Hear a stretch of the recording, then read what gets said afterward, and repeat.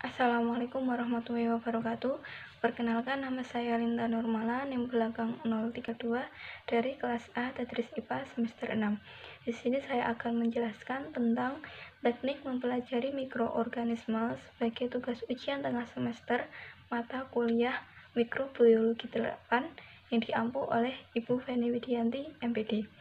Langsung saja kita ke pembahasannya. Jadi sebelum kita mempelajari tentang teknik untuk mempelajari mikroorganisme, terlebih dahulu kita harus mengetahui pengertian dari mikroorganisme itu sendiri. Jadi apa sih pengertian dari mikroorganisme tersebut?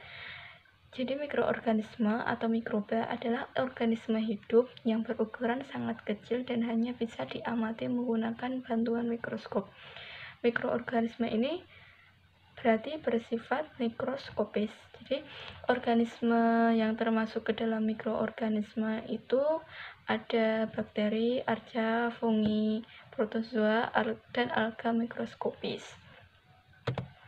Selanjutnya, untuk mempelajari mikroorganisme tentu kita membutuhkan suatu ilmu untuk mempermudah kita dalam mempelajari mikroorganisme. Jadi apa sih ilmu yang digunakan untuk mempelajari mikroorganisme tersebut? Nah, ilmu itu disebut dengan mikrobiologi. Jadi mikrobiologi ini merupakan cabang ilmu biologi yang mengkaji makhluk hidup, khususnya atau organisme yang berukuran sangat kecil yang tidak bisa dilihat dengan mata telanjang, atau dengan kata lain kita memerlukan bantuan yaitu mikroskop. Jadi objek kajian dari mikrobiologi ini adalah bakteri, fungi, protozoa, arca, dan alga mikroskopis. Virus itu juga sering dibahas dalam mikrobiologi, walaupun sebenarnya tidak bisa dianggap sebagai makhluk hidup sepenuhnya.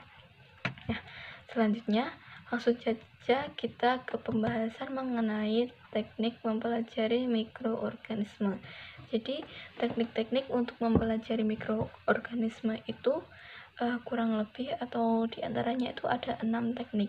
Yang pertama yaitu ada prinsip penggunaan mikroskop, yang kedua pewarnaan mikroorganisme, yang ketiga sterilisasi mikroorganisme, yang keempat metode dan teknik isolasi mikroorganisme, dan yang terakhir yang kelima yaitu metode pembiakan mikroorganisme, dan yang keenam atau yang terakhir yaitu metode dan teknik penyimpanan organisme.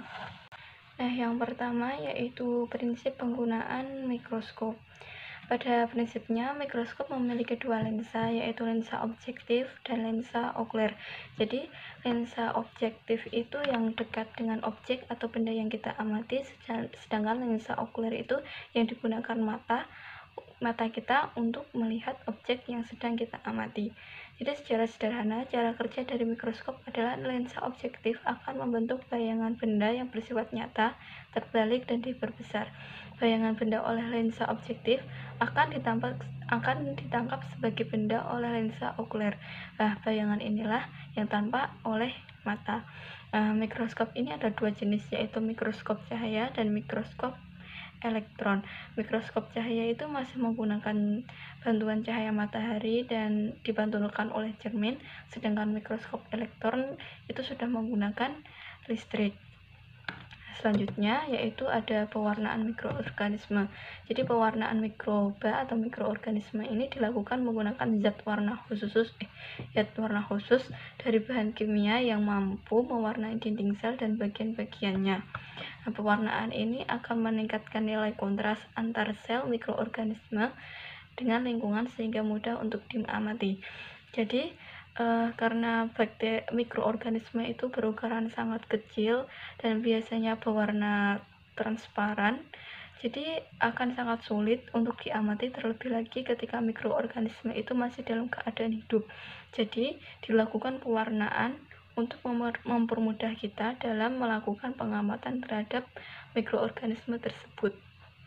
Nah, teknik selanjutnya yaitu ada sterilisasi mikroorganisme. Sterilisasi merupakan suatu proses untuk mematikan semua mikroorganisme termasuk dalam bentuk spora yang terdapat dalam suatu benda, baik itu alat maupun bahan. Nah, secara umum teknik atau metode sterilisasi ini ada 3, yaitu metode fisik, metode kimiawi, dan metode mekanik. Metode fisik ini dilakukan secara langsung terhadap alat ataupun bahan. Jadi biasanya dilakukan pemanasan atau pembakaran. Jadi yang pemanasan itu bisa kita lakukan dengan mendidihkan, sedangkan pembakaran bisa kita langsung bakar di atas api.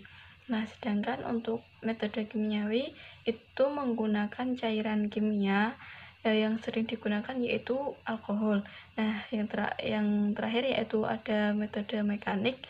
Ini menggunakan teknik penyaringan. Metode mekanik ini biasanya dilakukan untuk sterilisasi benda cair. Nah, teknik selanjutnya yaitu ada metode dan teknik isolasi mikroorganisme. Isolasi adalah suatu cara untuk memisahkan mikroorganisme tertentu dari lingkungan sehingga diperoleh biakan yang tidak tercampur dengan jenisnya atau biakan murni. Teknik-teknik dalam mengisolasi bakteri antara lain ada teknik gores. Teknik gores ini biasanya kita menggunakan jarum ose, jadi kita ambil bakteri atau mikroorganisme menggunakan jarum ose itu, terus kemudian kita gores. Terus ada teknik tuang, teknik sebar, slant culture, dan step culture. Nah, teknik selanjutnya yaitu ada metode pembiakan mikroorganisme. Pembiakan adalah perbanyakan mikroba dengan menyediakan keadaan lingkungan yang tepat. Perkembangbiakan mikroorganisme dapat terjadi secara seksual dan aseksual. Paling banyak terjadi adalah perkembangbiakan aseksual yang terjadi dengan pembelahan biner, yaitu satu sel induk membelah menjadi 2 sel anak. Dan nanti masing-masing dari sel anak itu akan membelah lagi dan seterusnya. Dalam pembiakan mikroorganisme itu dibutuhkan suatu media. Jadi dibutuhkan suatu media untuk kita mengembangbiakan mikroorganisme. Selanjutnya yaitu teknik berikutnya ada metode dan teknik penyimpanan mikroorganisme. Penyimpanan jangka pendek mikroba dilakukan dengan memindahkan secara berkala, misalnya sebulan sekali dari media lama ke media baru. Teknik ini biasanya penyimpanan di dalam minyak mineral, parafin cair, tanah steril, ais steril, manik-manik porselin, lempengan gelatin, dan B205 dalam keadaan vakum. Jadi untuk menyimpan jangka pendek ini dilakukan dengan cara memindah-mindahkan mikroorganisme ke media lama, dari media lama ke media baru. Jadi kelemahan dari penyimpanan jangka pendek ini adalah kita harus secara teliti atau secara rutin memindah-mindahkan mikroorganisme tersebut. Jadi dibutuhkan tenaga yang lebih ekstra. Nah, untuk penyimpanan jangka panjang yang paling efektif dan banyak dilakukan adalah dengan metode liofilisasi atau kering beku dan kriopreservasi. Jadi untuk metode jangka panjang ini memang lebih sedikit tenaga yang kita lakukan, namun peralatan yang digunakan itu lebih kompleks atau lebih banyak. Jadi masing-masing dari metode tersebut memiliki kelebihan dan kekurangannya masing-masing. Nah, teknik penyimpanan mikroorganisme ini termasuk adalah teknik terakhir dari cara untuk mempelajari mikroorganisme. Nah, demikian yang bisa saya sampaikan tentang materi teknik mempelajari mikroorganisme. Dari awal sampai akhir banyak kesalahan. Saya mohon maaf yang sebesar-besarnya. Wassalamualaikum warahmatullahi wabarakatuh.